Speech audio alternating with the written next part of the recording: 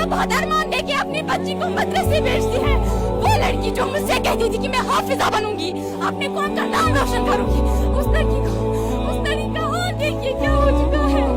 मैं एक इस्लामी कौम से ताल्लुक रखने वाली लड़की, मेरे दिल में भी अरमान होगा इसकी तरह, मैं हाफिजा बनूंगी, मैं अपने कौम का नाम रोशन करूंगी। और ये दरिंदा मुझे इस मकसद से रोक रहा है। ये आज एक लड़की के साथ नहीं हुआ है, ये हमारे कौम का जनाजा निकल रहा है, हमारी गैरतों का जनाजा निकल रहा है। मत समझना कि ये एक लड़की का जनाजा है, ये हमारी कौम की गैरत का जनाजा है, ये हम सब लड़कियों की सेफ्टी का जनाजा है। ये मत समझो कि ये एक लड़की का जनाजा है। আজকে যেটা কাশ্মীরে ঘটেছে, এটা 12 বছরকার মাদ্রাসা পড়ুয়া যার স্বপ্ন ছিল হাফেজা হওয়ার, যার ইচ্ছা ছিল যে ইসলামিক শিক্ষায় শিক্ষিত হয়ে ভবিষ্যৎ প্রজন্মকে তার মতো করে দিলা, মেয়েকে তাদের রেপ করা হয়, তারপরে তাকে মারা হয়। এটা কি হচ্ছে দেশে কি হচ্ছে? কাশ্মীরের মতো জায়গা সেখানে কি হচ্ছে?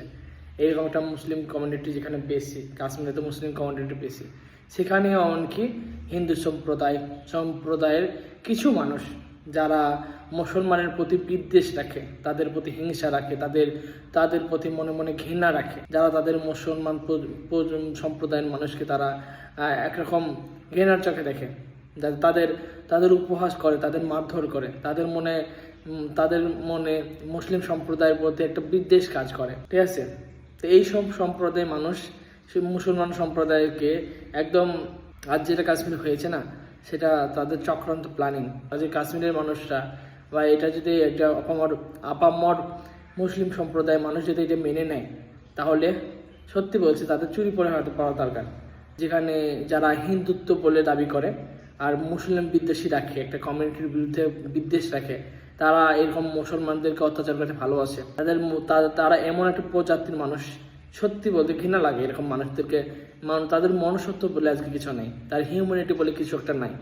মানুষের উপর অত্যাচার করছে, কেমন একটা পরিস্থিতিতে বাস করছে আমরা। মানুষ কতটা হিংস্র হয়ে যাচ্ছে সত্যি, রাস্তাঘাটে এখানে ওখানে একটা টুপি পরা মাথা দেখলেই তাদের উপর হিংস্র আক্রমণ করা হচ্ছে। 4-5 জন সঙ্গী সাথী এসে একটা কমিউনিটিকে টার্গেট করাচ্ছে, একটা কমিউনিটিকে মানে দেখলেই তাদের মনে যে কত রকমের হিংসা জন্মায় সেটা বলার প্রশ্ন রাখে না সত্যি। এখনও মুসলিম সম্প্রদায়ের মানুষ শুধুমাত্র দেশটা ভেঙে যাওয়ার ভয়ে, হয়তো দাঙ্গা এড়ানোর জন্য এখনো পর্যন্ত তারা একসাথে থাকার ইচ্ছা রাখে, ঠিক আছে? কিন্তু মুসলিম সম্প্রদায়ের মানুষরা যদি একবার যদি তারা এরকম ভাইচারা বাদ দিয়ে যদি একবার ফিরে আসে না, তখন কিন্তু এই